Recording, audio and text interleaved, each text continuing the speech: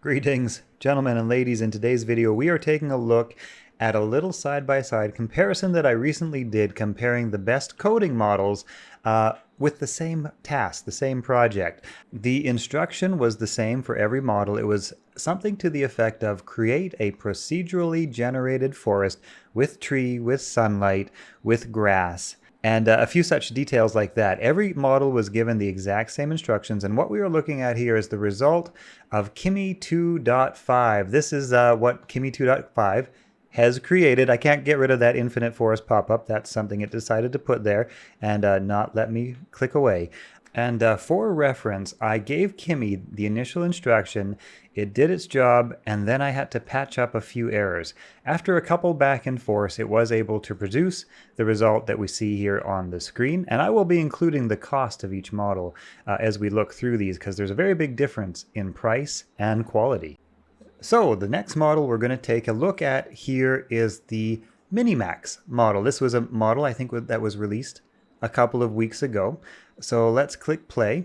And basically what we've got from Minimax is, well, geez, I don't even know. It's surreal, whatever it is. There's clearly trees, there's clearly leaves, and there's the grass, which I did ask for. As for the landscape and environment, well, who knows?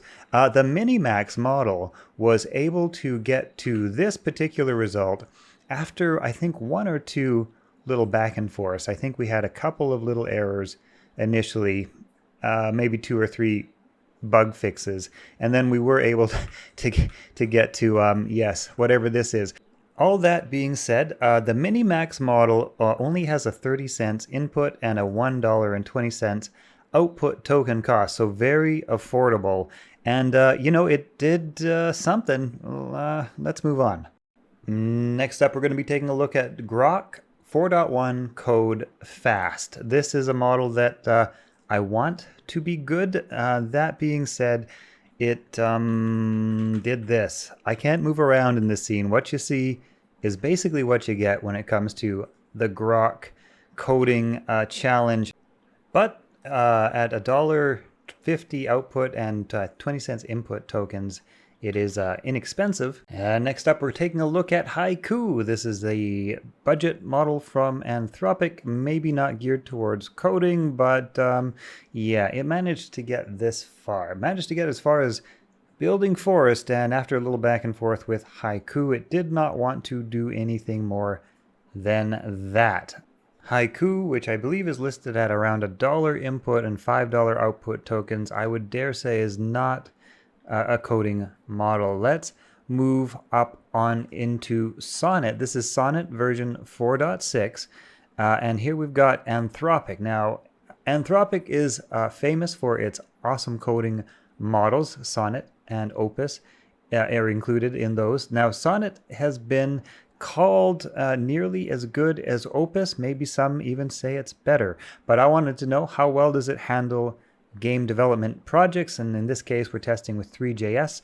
So Sonnet has got us to this place. It's, I mean, you can see it's clearly got some procedurally generated terrain. It's got some grass. It does have sun. I did ask for a sunshine to be in the sky, to have some nice lighting and that sort of stuff. It has grossly miscalculated the terrain height, and it could be that with a little bit of tweaking it gets quite a bit better. In fact, I'm going to actually punch that in, and we're going to give Sonnet a little bit of a chance to redeem itself. Maybe it just messed up the height levels. And after one round of patches, Sonnet 4.6 I think has nicely redeemed itself. It's fixed up the problem with the height of the terrains. It's got trees. The trees have wind. It has grass, not a lot, but it does have grass. Wind and sun and trees and terrain were some of the requests that were made. But now, actually just after one fixing attempt, Sonnet has done a pretty good job of bringing this to some sort of reasonable semblance of a procedural open world. And that is definitely something that I'd like to see from Sonic, especially considering that the input and output token costs are at $3 and $15. That is now 15x the cost of some of our earlier models, which of course didn't do such a good job. Next up on our list, we're going to be taking a look at Gemini 3 Pro. This is Gemini 3 Pro. I know there is a 3.1 model available, but it seems to be kind of quirky at the moment. So Gemini 3 Pro is where we're at. And Gemini 3 Pro was able to one-shot this without any corrections, no fixes required. It created the trees that were asked for. It gave the trees wind. It did create some grass, some rocks, some environment. It did not create the sunlight source, but it did create sort of an interesting haze in the environment. The actual look of the environment is not great, but it feels smooth, and it definitely is essentially what was asked for.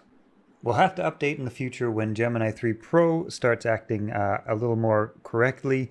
But for cost comparison, Gemini 3, I believe in Gemini 3.1 Pro, $2 input tokens and $12 output tokens. So a touch cheaper than Sonnet 4.6. Second to last on our list, we're going to be taking a look at GPT 5.3. GPT 5.3, which was able to one-shot this, which I will say actually looks pretty good as far as it's got the trees, and the amount of vegetation that it's decided to place in terms of trees and rocks looks pretty good. The grass is still that individual blade of grass sort of thing. We've got some weird looking rock polygons, and we do not have any wind in the trees, which was a requirement of this project. It seems to have ignored that, but it did add some nice environmental effects that you can kind of see a little bit of haze in the sky, and I think it did a nice job with the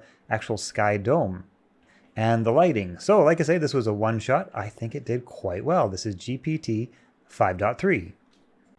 And last but certainly not least, we have Opus 4.6. Let's take a look at Opus 4.6. And here is Opus 4.6. I was able to one-shot this, and it did get the wind in the trees as was requested. It's got the light source in the sky. I think it did a nice job of the basic sky dome.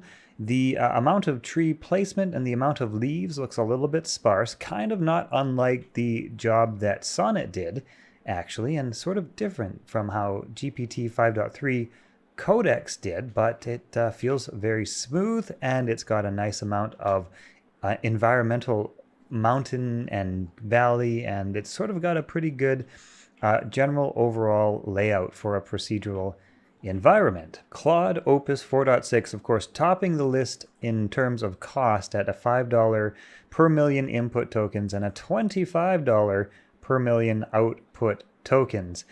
That is nearly double the cost of 5.3 Codex. What do you guys think? 5.3 Codex versus Opus 4.6. Now, just for fun, I want to see what would happen if we actually tried to make this procedural environment look much better. I'm heading over into the Sorceress Game Creation Suite and taking a look at one of the new systems here. This is the environment generator. I'm going to grab a tree, I'm going to grab some rocks, some bushes, some grass, and I'm going to grab some environmental assets that I'll be able to plug in to the coding agent in my Wizard Genie editor. By the way, guys, this is the Wizard Genie editor that I've been working on. This is an AI coding first sort of focused game editor. It's integrated with the Sorceress Game Creation Suite, so you can generate up content for your game from the image generator, video generator, whatever the case, and then you can quickly and easily drag that content into your game project folder. You can also do that in the reverse if you want to use one of your project folder images for a reference art.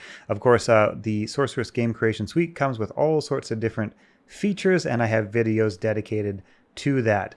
And I have actually made Wizard Genie just recently available for early access for early supporters of this project. The thing is that AI-assisted coding is so good now that game development engines like Unreal or Unity, which were sort of visual editors of code that kind of helped you to develop even not knowing how to code, it's kind of like reverse now. Now coding is easier than visual editing of code. So it's almost like these game engines, Unreal Engine and Unity, are kind of like the reverse of what I personally wanted them to be. And when you try to plug in coding with AI to these game engines, what you get is so much encumbrance that it becomes really inefficient to try to code quickly and iterate quickly. So I wanted a coding editor that took into account the latest in AI-assisted coding and built an editor around that. So this is a very early look at the Wizard Genie Vibe Coding Development Studio. This is where I have been working on my games lately, and what this is designed to do is replace an IDE like Cursor and to integrate more game development systems into it. So it also already integrates with the Sorceress Game Creation Suite, so you'll have very quick and easy access to image generation. You can easily drag and drop your images into your project folder, video generation, quick sprites, tile set generation, background removal, all sorts of handy tools, auto sprite, material generation, 3D to 2D conversion, multi-leg rigging and procedural walk, pixel art conversion, all sorts of things that are in the Sorceress Game Creation Suite are going to be very easy to access from the Wizard Genie, because it's going to be Wizard Genie Editor, because it's going to be built right in. So as it stands at the moment, the Wizard Genie Editor is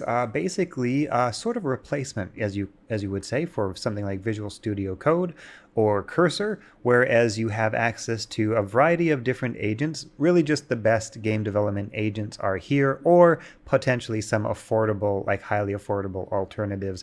I've scrutinized every model, and that's why I actually put this video together, to compare a lot of models and how they do and how they handle game development tasks. So you'll basically be able to work on your game development projects through the Wizard Genie and editor. And what I'm hoping to do is really bring an editor into that vibe coding environment, so that you'll be able to, for example, you'll be able to hopefully code up a world, code up an environment, switch on over to something like the voxel agent, design some characters for your game. Maybe you have your modeling system over here. You can get your coding agent to say, okay, make me up a voxelized person, and it will do that, and it'll put that into your voxel folder. These are things that I'm testing and playing around with. They're partially implemented, but what is fully, not fully, but what is well implemented at this particular stage is the agent system, file management, and the integration with Sorceress. And so what I'm going to be doing is kind of opening this up now to early access for anyone who wants to contribute to the project.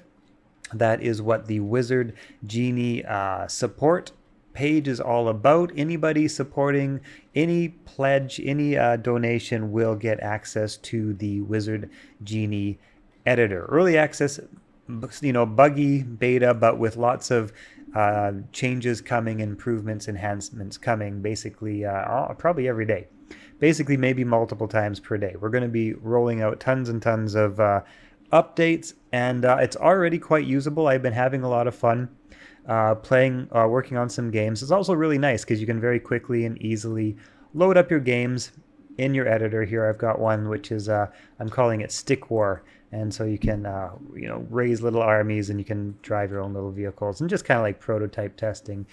Anyway, super easy to test and prototype and try out your games, all in a very contained environment, so that you don't have to go, using 8 pieces of software and 12 different websites to kind of get your game development done. The idea is to have it all super accessible and convenient. And I've already compared the coding agents with Cursor, which I consider to be the best coding agent.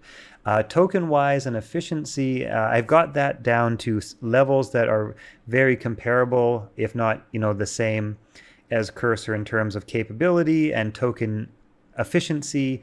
So if you were to code something with Cursor and you were to code something with Wizard Genie, you would get the same token efficiency. I've been scrutinizing that extremely thoroughly to try to get like a really efficient token cost game development pipeline Anyway, I'm going to leave a link to everything in the description of this video so you guys can check that out. See ya in the next one.